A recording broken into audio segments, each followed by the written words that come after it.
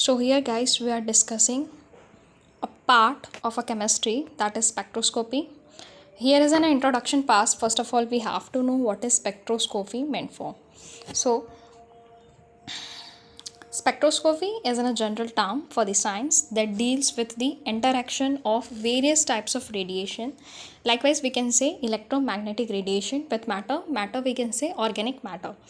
तो स्पेक्ट्रोस्कोपी क्या है? एक ऐसा जनरल टर्म है किसका? साइंस का, जो इंटरेक्ट करता है बहुत टाइप्स के रेडिएशन पे, और एक रेडिएशन का नेम दिया हुआ है यहाँ पे, that is electromagnetic radiation. We all know what is electromagnetic radiation. Electromagnetic is meant for electro, that is electric, and magnetic field. So both interact, that forms a electromagnetic radiation, right? जब organic compound electromagnetic radiation के साथ interact करता है, that term is called as spectroscopy. Okay, so now we have to know what are the advantages to use the spectroscopy. First is written that spectroscopic method are easier and are faster to do than most chemical tests or reaction. हम organic chemistry में इसको use इस कारण से करते हैं because first thing it is easier, second is faster than the chemical test that we do. Okay, now second line is written that spectroscopic method provides far more information about the molecular structures. Practically all functional groups and the structure features can be detected with a very small amount of sample. Okay, so here we can understand that जो spectroscopic method है उससे हम काफ़ी सारी चीज़ों के बारे में जान सकते हैं. Like first thing is what molecular structure, that is the most important part of an organic chemistry. हम किसी भी कंपाउंड के बारे में पढ़ते हैं. So first thing we have to know is the molecular structure, what is the functional group is present on that particular organic compound. All these things can be understand by this method, by this spectroscopic method, right? So by a small amount, using a small amount of organic compound or an unknown compound to detect us, we can use it. Okay, third thing is written, and although spectroscopic method are non-destructive and if necessary the entire sample can be recovered. देखो ये लिखा हुआ है कि ये non destructive है, मतलब sample से इसको कोई डिस्ट्रक्शन नहीं करता. सैंपल को हम क्या कर सकते हैं? रिकवर कर सकते हैं. But if we use chemical test, so we all know we have to use multiple types of chemical, और we have to mix with that chemicals to understand, to detect the compounds. Okay, here we don't have to do, हमें इसमें ऐसा कुछ नहीं करना है, हम पूरे सैम्पल को रिकवर कर सकते हैं.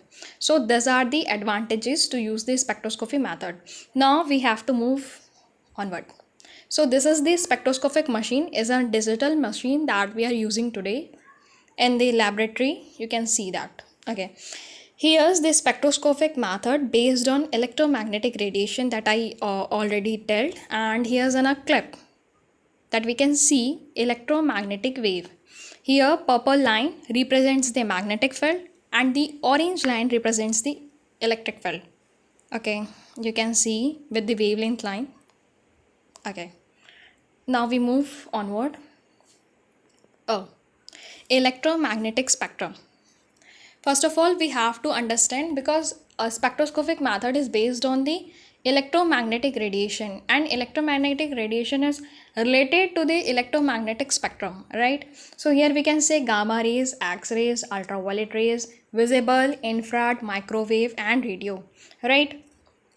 And here also in this diagram we can see higher energy where it resists and lower energy where it positions, right? One more thing we have to know, that higher is the energy, low wavelength, and higher is the wavelength, it's have low energy. And here are some abbreviations are given. E stands for the energy of the radiation, H stands for the Planck constant, V represents frequency, C represents the velocity of the light, and lambda represents the wavelength. Okay, what is wavelength? अगर wavelength को हम जानते हैं, so we all know what is the wavelength. The distance traveled by a wave is called as the wavelength, and we all know electromagnetic spectrum में हमको wavelength ही use करना है. Okay, so you can see it very well, this diagram, to understand the things. Now we move onward. Electromagnetic radiation can be described as the stream of an energetic particles called photon or the wave motion. देखो electromagnetic radiation को अगर हमको समझना है तो उसको कैसे समझ सकते हैं, एक फोटोन के through. Photon is what? Photon is ना स्ट्रीम ऑफ एनर्जेटिक पार्टिकल्स. अगर किसी पार्टिकल में एनर्जी हम फिल आउट कर दे, a certain amount of energy, so it shows a wave motion, and that wave motion is also called as the photons, or we can say and stream of an energetic particles. By this way we can describe electromagnetic radiation. Okay, the most familiar form of the electromagnetic radiation is ordinary white light, which can dispersed by the prism into a spectrum of the colors. जो सबसे ज़्यादा usually known है that is white light spectrum, right. White light को जब हम एक prism के through pass out करते हैं, so it shows a multiple colours, and that is a process of spectrum, electromagnetic spectrum. It shows multiple type of wavelength with different colors that can be denoted. Okay, another thing is written here. The fundamental equation of electromagnetic radiation are here. एक equation होता है किसका? Electromagnetic क्या बोलते हैं, electromagnetic radiation का एक fundamental equation that can be written as E is equals to hv and V lambda is equals to C. Here we already got to know what E stands for electromagnetic radiation, lambda for wavelength, and C for velocity of the light, and H for the Planck's constant. So we don't discuss about that all. Here we can understand, by this slide we can understand what is the electromagnetic radiation stands for is the stream of energetic particles called as photons, that we already know. Okay, another thing is written now. In organic chemistry, the most important wavelength region are the ultraviolet, visible, and infrared. By earlier diagram, we can see that ultraviolet, visible, and infrared ray share a similar boundary, or we can say that is adjacent to each other, right. वो एक दूसरे के पास पे है, they don't have a far distance to each other. Okay, they show an adjacent boundaries, right. The ultraviolet and visible component of the adjacent to the boundary is a somewhat arbitrary, since it depends upon human perception of light. ठीक है, तो whatever the light we are going to give or passing through that prism, it depends on. Okay, that is written. But in organic chemistry, the wavelength usually used to understand or to detect that unknown organic compound is an ultraviolet, visible, and infrared. We studied deeply in another video, but on this video that is the I believe almost good. Okay, the commonly used unit for the wavelength in this region is the nanometer, right. Nanometer is a very small unit, and we can convert it through the Armstrong, right. 0.1 Armstrong, it can be stands for 1 nanometer. Okay, in electromagnetic spectrum, as wavelength increases with decrease in the energy or the frequency, as I can tell earlier, जैसे wavelength increase होगा वैसे ही energy या फिर we can say frequency decrease out होगी. Okay, so that is listen written. Principle of spectroscopy. So by this slide we got to know what is the principle of spectroscopy. Another thing is written here. There are 4 types, or we can say 4 spectroscopic methods, right. First is ultraviolet visible, that we know. Second is infrared ray.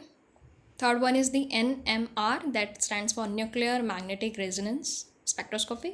And fourth one is mass spectroscopy. And about this all methods we talk on another video, because those topics stays somehow more time, right. So here that is the only introduction of what types of the spectroscopy are here and methods. Okay, on this all we talk in another video. Okay, principle of spectroscopy. All organic compounds interact with the electromagnetic radiation that they absorb energy. हम पहले भी समझ गए थे। देखो, इस जो spectroscopy वो कौन से प्रिंसिपल पे काम करता है, तो एक ही प्रिंसिपल है उसका कि जो ऑर्गेनिक कंपाउंड है वो इलेक्ट्रोमैग्नेटिक रेडिएशन के साथ इंटरैक्ट करेगा और एक सर्टेन अमाउंट ऑफ एनर्जी को एब्जॉर्व करेगा। जब वो एब्जॉर्व करेगा it shows something transition, it shows whatever the transition it shows, or we can say transformation it shows, that describe us the molecular structure, functional group, or structure characteristics, and so many things. By using this or by understanding this all, we can describe the whole structure and detect what is the organic compound is given. जब हम जब कोई organic compound electromagnetic spectrum के साथ interact करेगा तो वो एक सर्टेन अमाउंट की एनर्जी एब्जॉर्व करेगा। जब एब्जॉर्व करेगा तो उस ऑर्गेनिक कंपाउंड में ट्रांसफॉर्मेशन होगा। ट्रांसफॉर्मेशन लो एनर्जी रेडिएशन भी हो सकता है और हाई एनर्जी रेडिएशन हो सकता है। अगर लो एनर्जी रेडिएशन है, so what does happen, molecular rotation होगा या बॉन्ड वाइब्रेशन होगा। ओके अगर हाई एनर्जी रेडिएशन है तो it causes promotion to the electron, okay, और we can say higher energy level और bond cleavage. Bond cleavage I believe everyone understand. Bond cleavage is bond broken और bond का टूटना, right. Higher energy level we can understand at from exciting stage, ground state से जब exciting state पे एक electron जाता है, मतलब T2G लेवल से EG लेवल पे जंप आउट करता है, so that stand for here. Molecular rotation एक मॉलिक्यूल का रोटेट होना और बॉन्ड वाइब्रेशन मतलब एक बॉन्ड का वाइब्रेट होना।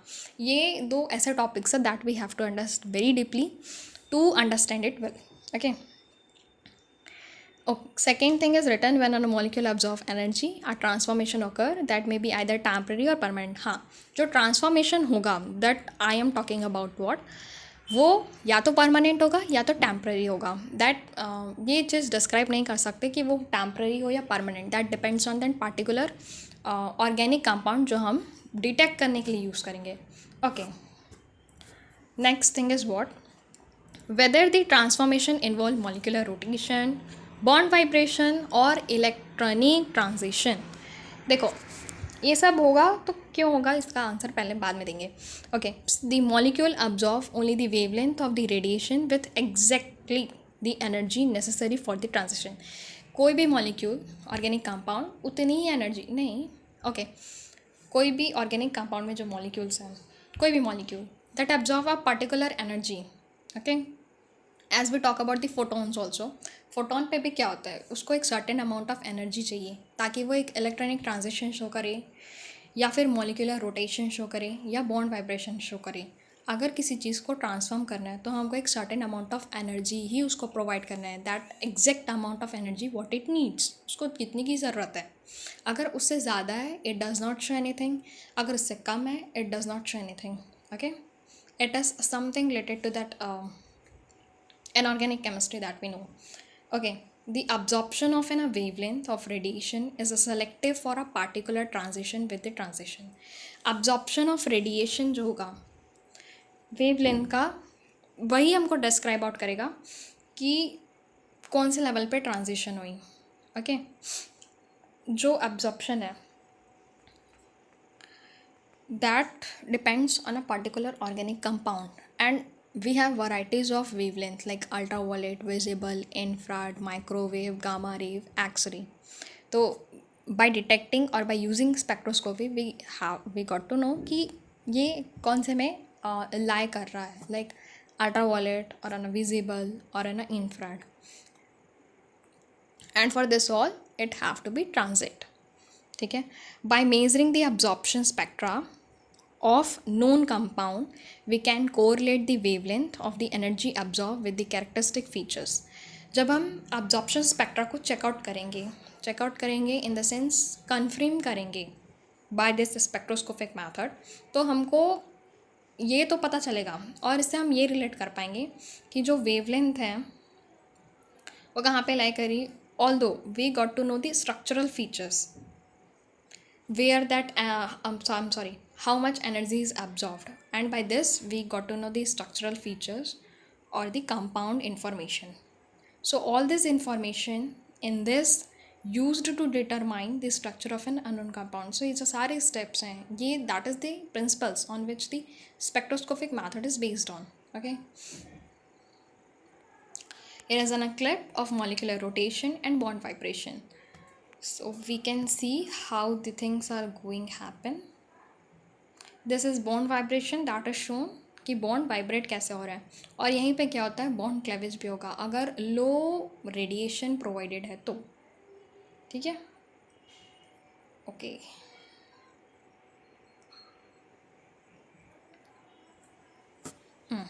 Another thing is spectrophotometer. Okay. Spectro stands for what? Spectrum. Photo means color और meter is related to the device. एक ऐसा डिवाइस जिसपे हम ये पता कर सके कि जो हमारा ऑर्गेनिक कंपाउंड है वो डिटेक्ट कहाँ पे हो रहा है, ये कौन सा ऑर्गेनिक कंपाउंड है, उसके कैरेक्टरिस्टिक क्या है, उसमें फंक्शनल ग्रुप कौन सा है, उसमें मॉलिक्यूलर स्ट्रक्चर कौन सा है. So by this device we can understand that, और इस डिवाइस का नाम ही है स्पेक्ट्रोफोटोमीटर.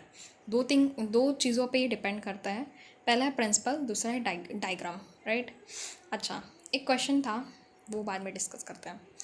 देखो पहले दिया हुआ है डायग्राम. तो डायग्राम में स्टार्टिंग में क्या दिया है, एक लाइट सोर्स है, फिर कॉलीमेटोर जिसको हम लोग लेंस भी बोल सकते हैं. उसके बाद है मोनोक्रोमेटर दैट इज़ प्रिज्म और ग्रेटिंग. वेवलेंथ सेलेक्टर जिसको स्लीट के थ्रू जान सकते हैं. स्लीट को अंडरस्टैंड करना है तो फिज़िक्स का एक टॉपिक था that is Young's double slit experiment और Young's single slit experiment. So by this type of slit that we are used or we studied there, something related to that here also. Okay. उसके बाद क्या place हुआ है यहाँ पे sample solution जिसको हमको डिटेक्ट आउट करना है. उसके बाद क्या लगा हुआ है डिटेक्टर, फोटोसेल जिसको बोल रहे हैं, और उसके बाद क्या है डिजिटल डिस्प्ले और मीटर. ठीक है, जो डिटेक्ट करके हमको मेज़र करके बताएगा. Okay.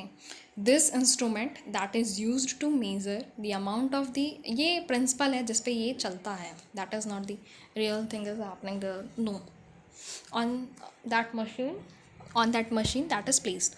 Okay, so this instrument that is used to measure the amount of electromagnetic radiation absorbed by an organic molecule is called as spectrophotometer. एक ऐसा इंस्ट्रूमेंट जिसके थ्रू हम क्या जान सकते हैं एक ऑर्गेनिक कंपाउंड ने कितना amount of electromagnetic radiation absorb किया है, और उस इंस्ट्रूमेंट या मशीन या डिवाइस का नाम क्या है स्पेक्ट्रोफोटोमीटर.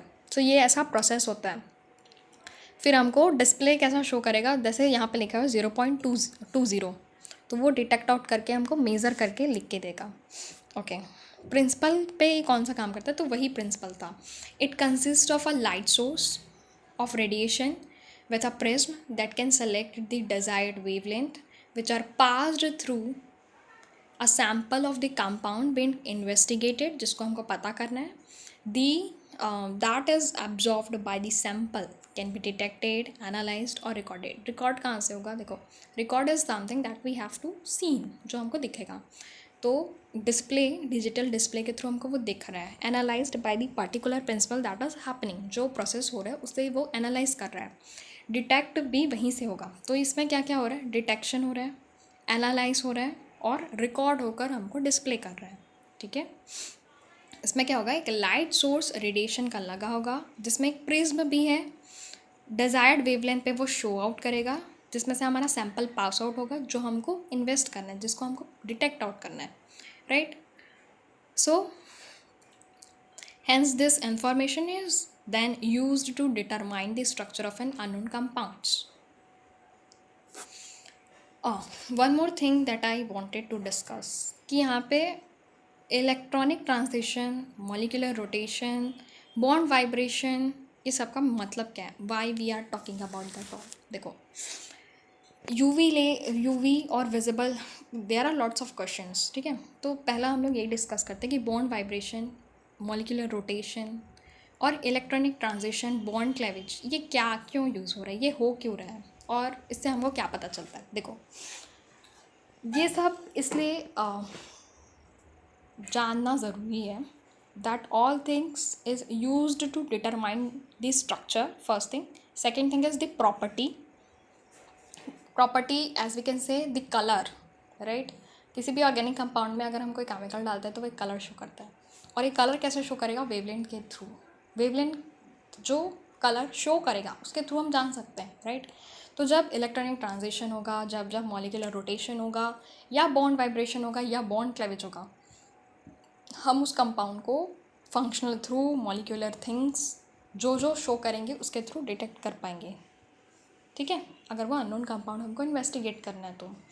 अब यहाँ पे एक चीज़ थी, वो क्या था, हम लोगों ने पढ़ा कि UV that is ultraviolet rays, visible rays and infrared is most used in organic compounds. इसका रीज़न क्या है, देखो इसका रीज़न ये है, व्हेन एब्जॉर्ब यूवी, देखो any of the organic compound when it absorb UV और विजिबल लाइट और इंफ्रारेड, तो इसमें क्या होता है, the electrons get promoted from ground state to the higher excited state.